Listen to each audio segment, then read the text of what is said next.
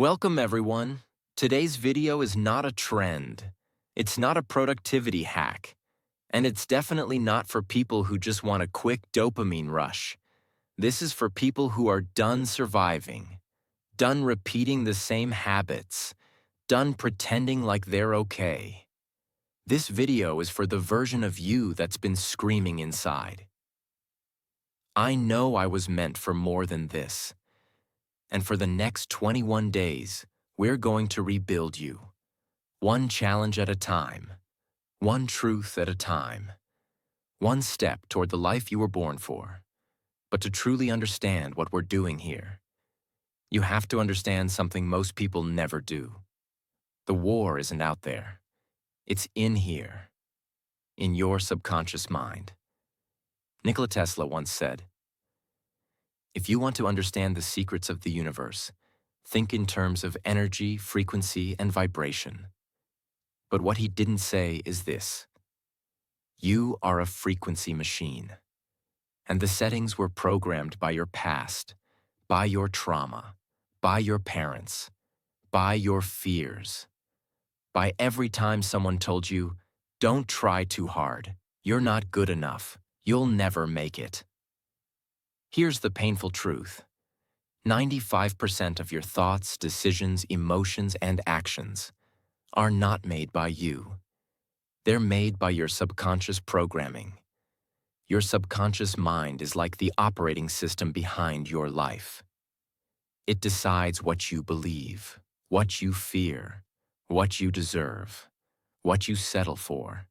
And if you don't rewrite that program, you'll live the same day for the rest of your life.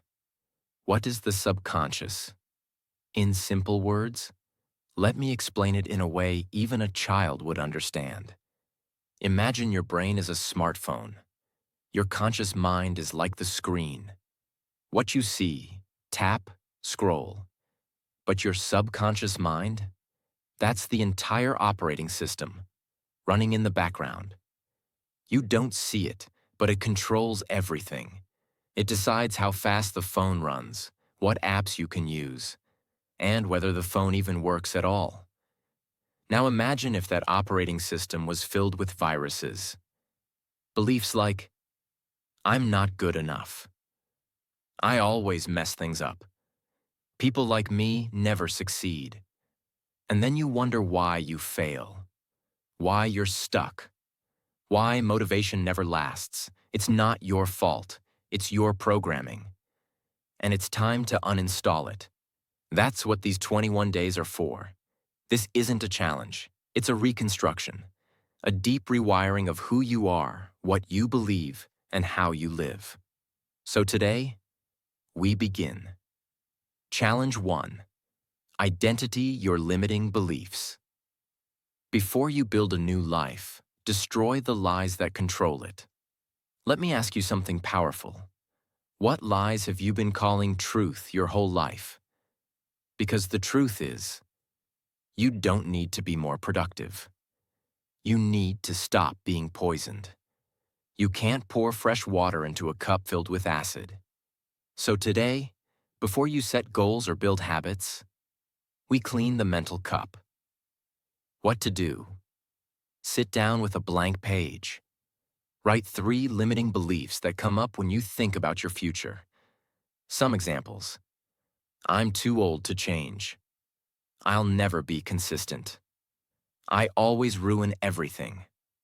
Be brutally honest. These are not affirmations. These are the lies you've been programmed with.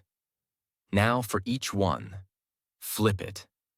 Turn that belief into its opposite truth. I'm too old to change. This is the perfect time to become who I was always meant to be. I always ruin everything. I've made mistakes, but I learn fast and grow stronger. I'll never be consistent.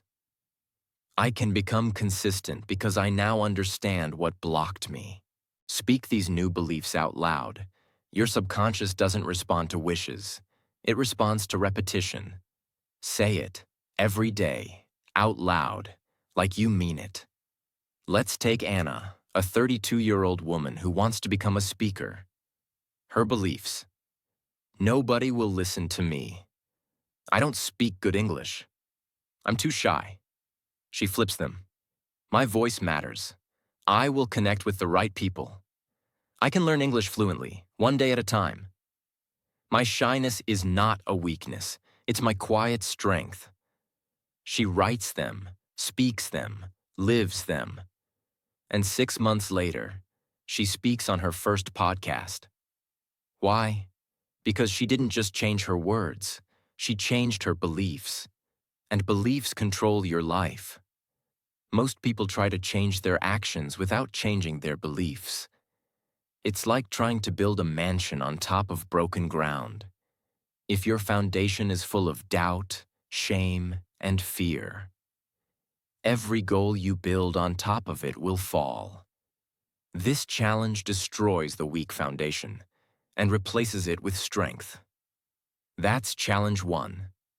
A mirror, a reset, a crack in the old program. Because before we can rise, we must know what we've been buried under. Challenge 2. The dopamine reset. 10-minute digital detox. Your brain is fried. Not because you're lazy, but because it's overloaded.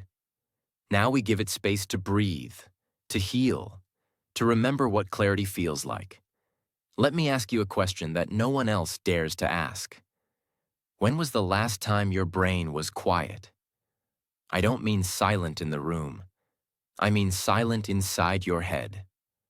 Most people alive today are not living. They're scrolling, switching, jumping, reacting. From one notification to another, from one video to the next, from one quick check to an entire hour gone in a black hole of content. And they say they can't focus. They say they're tired. They say they're unmotivated. But the truth is, they're not broken. They're just overstimulated. They've been hijacked by the most addictive drug of this generation, dopamine. Dopamine is the chemical in your brain that gives you the feeling of, I want this. When you see a notification, your brain releases dopamine. When someone likes your post, dopamine. When you eat junk food, dopamine. When you see a new message, dopamine. It's not bad. But too much dopamine from unnatural sources, screens, sugar, scrolling, makes your brain sick. It's like giving a child unlimited candy. They become wild, restless, unfocused. That's how your brain feels right now, tired, burned out, but constantly chasing more. Most people who say they have no motivation, no energy, no focus, no patience, aren't lazy. They're just living in a constant state of mental chaos because the brain was not designed for this much input, this much noise, this much stimulation. Every second. You were not meant to check 17 apps before brushing your teeth. You were not meant to scroll past 1,000 faces before lunchtime. You were not meant to see news, war, gossip, jokes, lies, all in 5 minutes. That's not laziness. That's neurochemical burnout. So today, we begin the healing. Challenge 2. 10-minute digital detox greater than 10 minutes. No phone, no screen, no scroll, just silence. Not for punishment, but for recovery. How to do it. Find a place with no distractions. No TV, no laptop, no phone. Set a timer for 10 minutes. Put your phone in another room. Turn it off if needed. Sit or walk in silence. That's it. Don't try to meditate. Don't do anything. Just notice what happens inside you. How uncomfortable it feels at first. How you keep reaching for your phone mentally. How your thoughts bounce around. Let them. Observe them. And let your brain begin to exhale. Do this challenge once today. But understand this. This 10 minutes is not about silence. It's about power. The power to reclaim your mind. Because if you cannot sit with your own thoughts for 10 minutes, how will you ever trust them for a lifetime? This is the beginning of retraining your brain to feel peace without noise. to feel joy without distraction, to feel alive without checking a screen. And that is rare. In a world full of stimulation addicts, this is rebellion. And in rebellion, you find freedom. Let me tell you about Leo, a 24-year-old man trying to become a writer. He was frustrated. Every time he tried to write, he got distracted, bored, restless. He thought something was wrong with him, until he realized he couldn't even sit still for 5 minutes without reaching for his phone. He did this 10-minute detox every day, for 7 days, and something strange happened. At first he felt anxious, then bored, then calm. Then, suddenly, ideas started flowing. He wrote 2 full chapters in one sitting. Why? Because his brain was no longer begging for escape. It had finally come home to itself. Silence is uncomfortable only for people who are running from their own mind. Most people can't be alone with their thoughts, because they've been suppressing pain for too long. The phone is a shield. The scrolling is an escape. But healing doesn't happen through escape. It happens through attention. Attention is the new oxygen. And this challenge gives you that breath. The secret. It's not about time. It's about discipline. Anyone can scroll for 3 hours, but very few people can disconnect for 10 minutes. And in those 10 minutes, you're doing more for your brain than any book, any quote, any podcast can ever do. You're teaching your brain, I am in control, not the algorithm, not the screen. Me.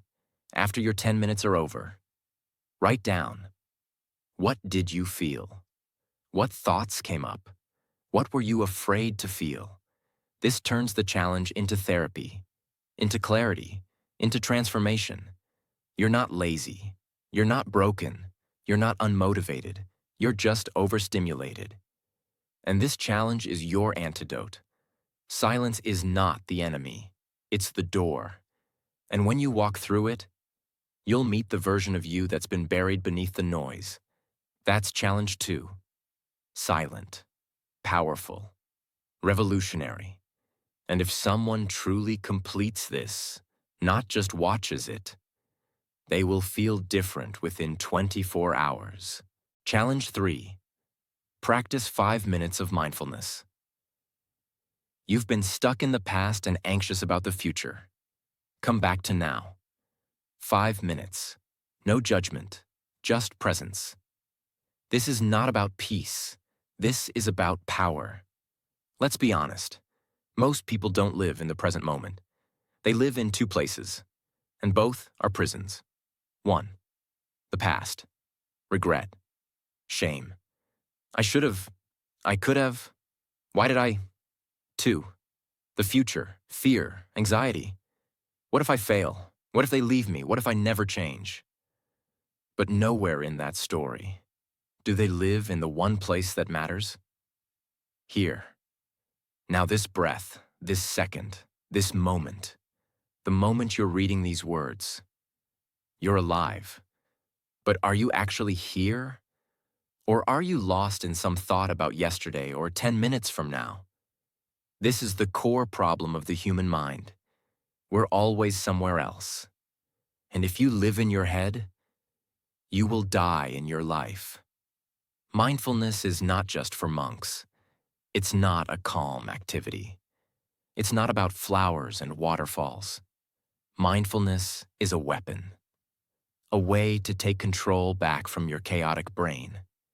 When you learn how to sit in the present moment, you stop being a puppet to your fears. You stop being pulled into storms that no longer exist. Because when you're present, there is no fear, there is no shame, there is only awareness. And awareness is the beginning of all transformation. Imagine your thoughts are like clouds moving across the sky. Some are dark, some are light, some move fast, some slow. Mindfulness is not chasing those clouds. It's sitting on the ground, looking at the sky and saying, "That's just a thought. I don't have to follow it. That's just a memory. I don't have to relive it. That's just anxiety. I don't have to believe it." Mindfulness is learning to watch the storm without becoming it. And once you learn that skill, you become unshakable. Don't do it to feel better. Do it to wake up. How to do it? Set a timer for 5 minutes. That's it, just 5. Sit comfortably. No need to cross legs or look fancy. Just sit. Close your eyes. Take a slow, deep breath. Focus only on your breath. Feel the air enter your nose. Feel it move through your chest. Feel it leave your body. Repeat. Thoughts will come. They might scream. They might distract. That's okay. That's normal. Here's the key. Don't fight the thought. Don't judge yourself. Just say, "That's a thought," and return to your breath. Keep coming back. That's the practice. That's the power. Let me tell you about Elena, a 40-year-old single mother of 2. Every night, she would lie in bed with her heart racing. Worries about bills, her kids, her job, her body, her future. She started doing this 5-minute practice. The first 3 days, she cried. She felt overwhelmed. Her mind was loud like a storm. But something strange happened on day 4, for the first time in years. She noticed silence between her thoughts, a moment of peace. Then she noticed her heartbeat slowing down, then her breathing deepening, then her mind softening. And by day 10, her kids noticed. "Mama, you look calm now," her daughter said. That one moment made Elena realize, "I'm not broken. I've just never been present." Most people live in survival mode because their brain is constantly alert, constantly reacting, fearing, worrying, defending. This challenge rebuilds your nervous system. It teaches your mind, you are safe. You don't need to panic every second. You are here. You are alive. You are okay. And from that place, you make better decisions. You speak more clearly. You stop overreacting. You stop overthinking. You become still. And in stillness, you become powerful. If your mind is too loud during this challenge, that doesn't mean you're doing it wrong. It means you're finally listening. You're finally hearing all the noise you've ignored for years. And that's progress. That's healing. That's courage. Because most people never face their thoughts. They just run. They scroll. They numb. But you're sitting in it. You're watching it. And you're returning to your breath. That is mastery. After your 5 minutes, write down, what thought showed up the most? Was there a moment of stillness? What did you learn about yourself in those 5 minutes? Because the deepest lessons you'll ever learn in life won't come from books. They'll come from the silence you learn to sit inside of. This is not about meditation. This is not about peace. This is not about escaping life. This is about facing life fully, honestly, without distractions. Because the person who can sit with their mind becomes the person who can master their life. And that's what you're becoming now. That is challenge 3. Not just a mental practice, but a foundational shift in the way you experience life. Challenge 4. Write down 3 past mistakes plus lessons. You're not a failure. You're a learner with scars. Let's break a painful truth. Most people do not live in the present, not because of fear of the future, but because they are still bleeding from their past. They made one mistake and never forgave themselves. They hurt someone and carry the shame every day. They trusted the wrong person, and now they trust no one. They failed once. And now, they call themselves a failure. But the truth is, you are not your past. You are what you learned from it. And if you don't learn the lesson, you repeat the pain. That's why this challenge is not just about healing, it's about evolution. Your brain is wired to remember pain more than success. It's a survival mechanism. But when you don't process that pain, it becomes your identity. You stop taking chances. You stop opening your heart. You stop trusting yourself. So today, we take your worst moments and turn them into the fuel that builds your future. Regret is just wisdom trapped in pain. Let's free it. What to do? Take a pen and paper. Write down 3 things you deeply regret. A mistake, a choice, a lie, a missed chance, something you never forgave yourself for. For each one, ask yourself, what did this teach me? What did I learn about people, life, and myself? How has this made me wiser, stronger, more aware? Then write this sentence. I made this mistake. I am not this mistake. I carry the lesson. I release the shame. Read it out loud. Let me tell you about Daniel, 19 years old. He cheated on his final exam. He was caught. He lost his scholarship. His parents were ashamed. His teachers called him a disgrace. For 2 years, he stopped believing in himself. He worked small jobs. He avoided old friends. Every time he saw a student in a uniform, he looked away. Until one day, he wrote about it. He wrote exactly what happened. He wrote how much he hated himself. And then he asked himself, what did this teach me? His answer shocked him. I didn't cheat because I was evil. I cheated because I was scared.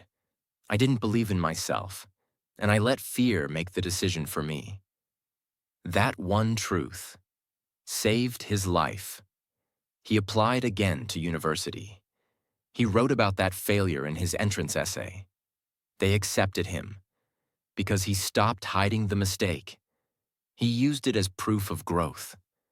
Most people think their past ruins them, but in reality, their relationship with the past is what destroys them. Your mistake didn't kill you, but your self-hatred might. So today, we do something very few people ever do. We honor the past, and then let it go, because healing isn't forgetting. Healing is remembering without pain. Call or message someone you hurt. Say one sentence. I'm not who I used to be, and I'm sorry for how I acted. Not for them, for your freedom. You don't need their forgiveness. You just need to be free from the shame. The reason people repeat the same pain is because they never gave it a purpose. Your pain has meaning.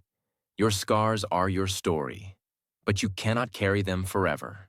So today, we transform them into wisdom, because the world doesn't need more perfect people. It needs more healed people who own their story. And now, you are becoming one of them. Challenge 5. Visualize your dream life. If you can see it, your brain can believe it, and your habits will follow. Most people live their entire life without ever asking, what do I actually want? Not what society says, not what your parents wanted, not what your friends are doing, but you, your life, your truth. Because if you don't know where you're going, your habits will take you nowhere. The brain needs a destination. That's how it works, and this challenge gives it one. Your brain doesn't know the difference between imagination and reality. That's why you cry during movies. That's why you feel fear from a memory. So when you visualize your dream life clearly, emotionally, deeply, your brain starts building belief systems around it. You stop saying, it's impossible. I can't do it. That's not for people like me. And you start saying, wait, This feels real. This feels possible. This feels like home. Because the mind can't move toward a blurry goal. It needs clarity. If your dream doesn't exist in your mind, it will never exist in your life. What to do? Find a quiet space. Sit or lie down. Close your eyes. Breathe slowly. Ask yourself, what does my dream life feel like? Where am I waking up? What kind of clothes do I wear? What work am I doing? Who is next to me? What is the energy around me? How do I carry myself? Let your brain go wild. Feel it, see it, smell it, hear it. Now open your eyes. Take your journal and write a paragraph that starts with, "My dream life looks like this." Don't write what's realistic. Write what sets your soul on fire. Close your eyes for a moment and imagine this. You wake up not to an alarm clock, but to the sound of soft waves outside your window. Your home is built on a quiet hill near the ocean. The sunlight enters through giant glass windows, gently touching the white curtains. You stretch your arms and smile, not because it's a weekend, but because every day of your life now feels like one. You walk barefoot on the wooden floor of your dream house, warm, peaceful, calm. The air smells like coffee and ocean breeze. Your kitchen? It's modern, spotless, filled with your favorite foods, colors, and a small coffee bar you always wanted. There's an open bookshelf in the living room, filled with books that once changed your life. Now they sit like trophies. Every room in the house tells a story. The art on the walls isn't expensive. It's meaningful. It reminds you how far you've come. Your work desk overlooks the sea. You no longer work to survive. You work to create, to inspire, to enjoy. You walk into the backyard. There's a small garden you planted, a tree with a bench under it. A journal waits on that bench. You sit, you write, you feel alive. You no longer chase peace. You live inside it. This isn't just a house. This is your dream life. Use this kind of vision, detailed, emotional, real, to guide your daily actions. Don't just say, "I want a better life." See it, feel it, hear it, smell it, taste it. Write down your dream life in full detail. Your home, your mornings, your food, your work, your health, your energy, your relationships, your peace.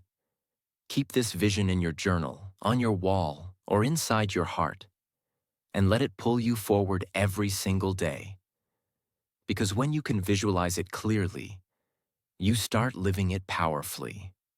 Record a voice note describing your dream life. Play it every morning, every night. Remind your brain who you are becoming.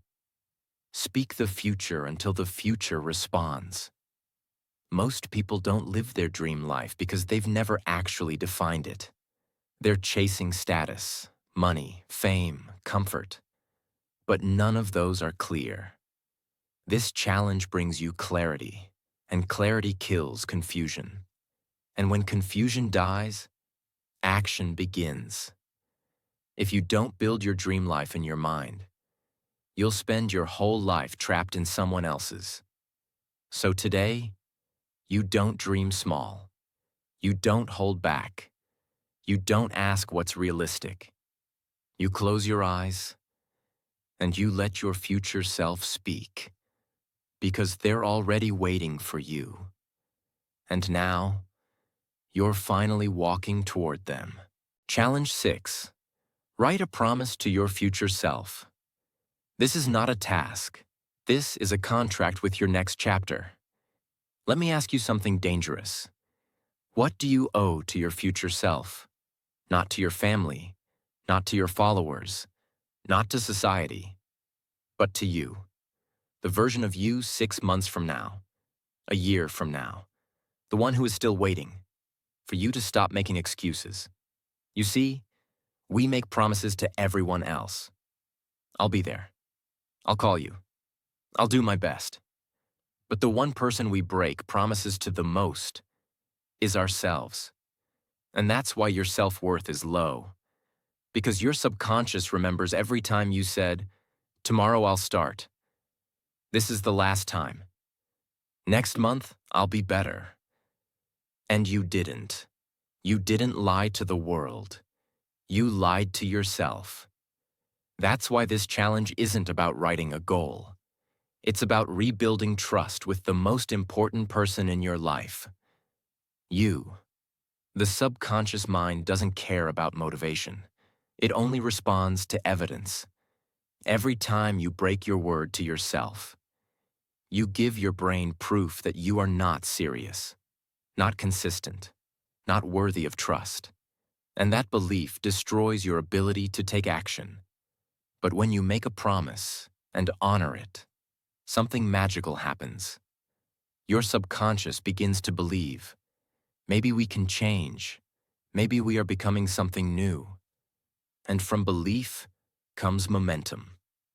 Not a wish, not a dream, a vow, something sacred, something non-negotiable. How to do it? Close your eyes. Visualize your future self, 6 months or 1 year from now. Where are they standing? What do they look like? What energy do they carry? What have they survived? Ask this version of yourself. What do you need from me today? What habits, decisions, and courage do I owe you? Now write this sentence. From this day forward, I promise myself. Speak it out loud, slowly, emotionally, not like a quote, like a declaration, like a spiritual contract. Write this promise somewhere visible, on your wall, on your mirror, in your phone. Read it every single day until your soul believes it. Let me tell you about Andre, a 36-year-old man who used to weigh 130 kilograms. He was bullied his entire childhood. Every year he promised himself, "Next year I'll lose weight." But he never did, because it was always a goal, never a vow. One night, after binge eating alone, crying in his room, he stood in front of the mirror and whispered, "From this day forward, I promise myself, I will never abandon my health again." He didn't say, "I'll lose 30 kilograms." He didn't say, "I'll go to the gym." He made a vow to stop abandoning himself. That promise changed his life, not because of the weight, but because for the first time, he felt like a man he could trust. This challenge makes your transformation personal. It's no longer about likes, goals, or results. It's about integrity, the silent power of being someone who does what they say, even when no one is watching, even when it's hard, even when you're tired. Because one day, your future self will look back and say, "Thank you for not giving up on me when it was easier to stay broken." Don't write a big list. Don't try to be perfect. Just write one promise that feels so true, so sacred, so powerful, that breaking it would feel like betraying your soul. That is how you change your identity. One vow at a time. One commitment at a time. One decision that echoes into your future. And from this day forward, you are no longer a maybe. You are a promise in motion. Challenge 7. Clean one physical space around you. Your outer world reflects your inner world. Let's take back control. One corner at a time. This is not a cleaning task. This is not about organizing your life like a productivity guru. This is about one thing: control. When life feels heavy, when your mind feels scattered, when nothing seems to make sense, the one thing you can take back is your environment. You can't fix your past today. You can't fix the economy. You can't fix other people. But you can clean the drawer beside your bed. You can fold the clothes on your chair. You can make your bed like you're preparing for war. And that simple act tells your brain, I am not helpless. I am not stuck.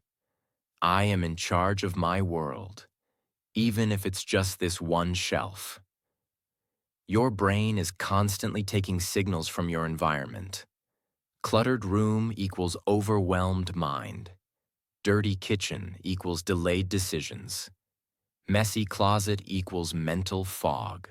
But when you clean even one small corner, you activate a part of your brain that says, I am no longer surviving. I am building. I am restoring. I am coming back to life. Not for beauty, for power. How to do it? Pick one small area that feels messy, heavy, chaotic.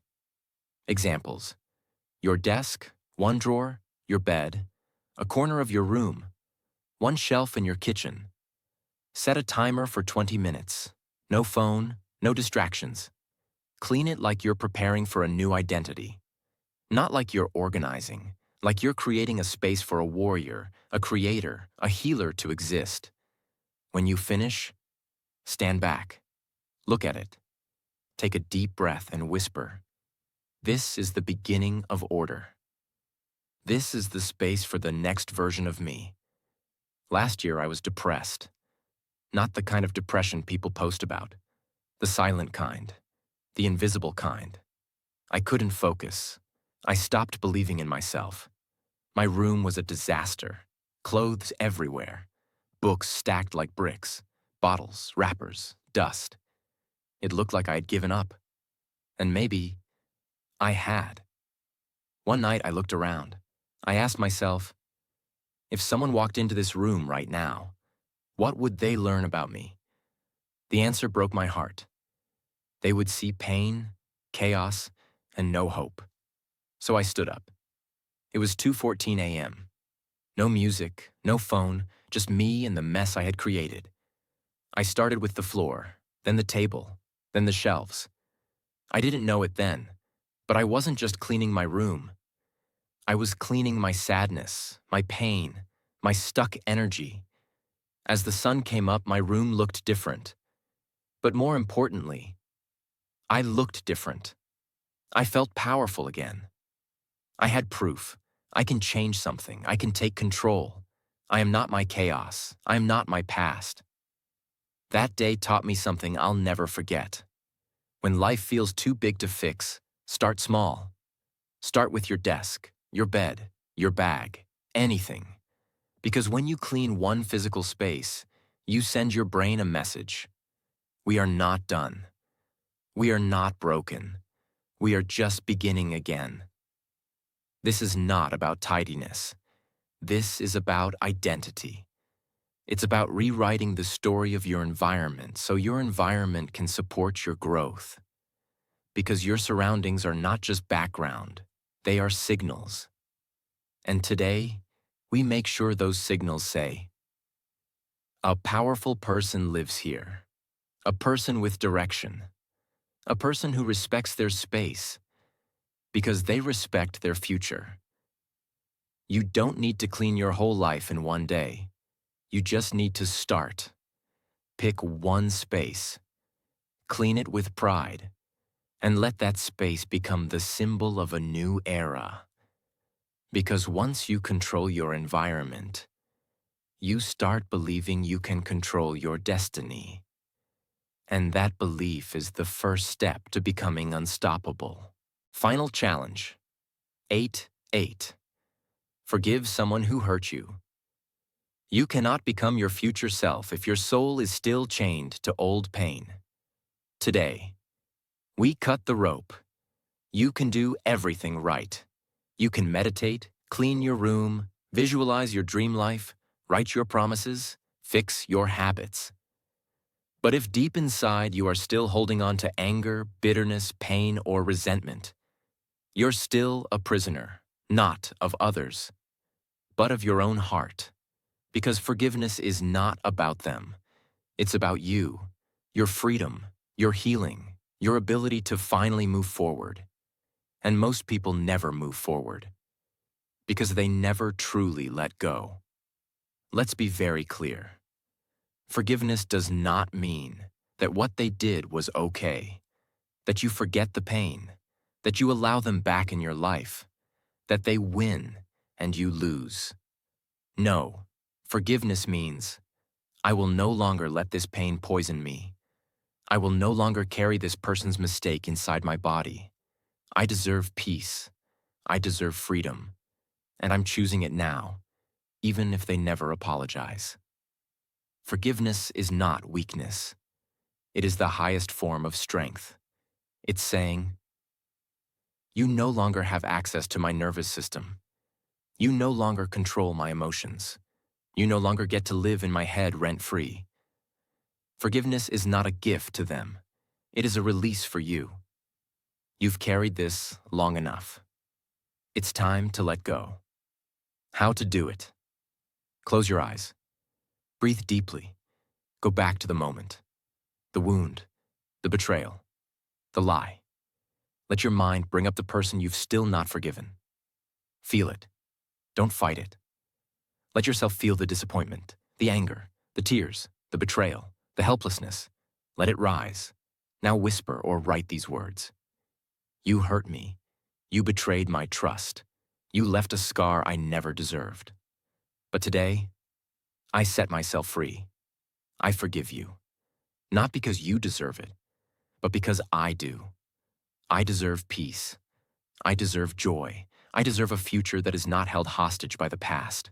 So I let go, not for you, but for me. Now take a deep breath. Exhale. Say it again, slowly, meaningfully. I forgive you, and I free myself. Optional. Write a letter to them, but don't send it. Write everything you ever wanted to say. Let it pour out, then tear the page, or burn it, symbolically release it. Imagine this. You're holding a burning piece of coal tightly in your hand. Your hand is in pain. It's turning red, blistering. But you refuse to let it go. You say, this coal represents what they did to me. This is my proof that I was hurt. I will hold it until they understand how much they hurt me. But here's the truth. They don't feel the burn. You do. Every second you hold that pain, it's only burning you. It doesn't punish them. It only destroys your peace. Now imagine this. You finally open your hand and let that coal fall. You feel the pain still there, but it slowly starts to heal. The wound breathes. The fire is gone. And for the first time, you are free. The lesson. Forgiveness is not saying, it didn't hurt. It's saying, I'm done letting it burn me every day. You don't forgive because they deserve peace. You forgive because you do. What happens when you don't forgive? If you don't forgive, you start carrying bitterness in your voice, tension in your body, distrust in your relationships, walls around your heart, anxiety in your dreams, cynicism in your words. And over time, that weight turns into a life you didn't choose. You begin to punish new people for old pain. You reject love because it reminds you of the past. You stay stuck because the pain keeps you safe. But you weren't born to be safe. You were born to be whole. And wholeness requires release. You've done so much in this challenge. You've reflected. You've rewired your habits. You've cleaned your space. You've visualized your future. You've written sacred promises. But if you don't release the poison, you'll carry it into your new life. This is the final door. Not to healing, to liberation. And when you walk through it, everything becomes lighter. You don't forgive because they said sorry. You don't forgive because they earned it. You don't forgive because the world says you should. You forgive because you are finally ready to heal. And when you do, the chains fall, the weight drops, the storm ends.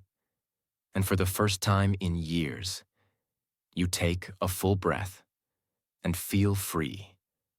After all 8 challenges, here's how to test if you truly completed this journey. not just watched it. Step 1.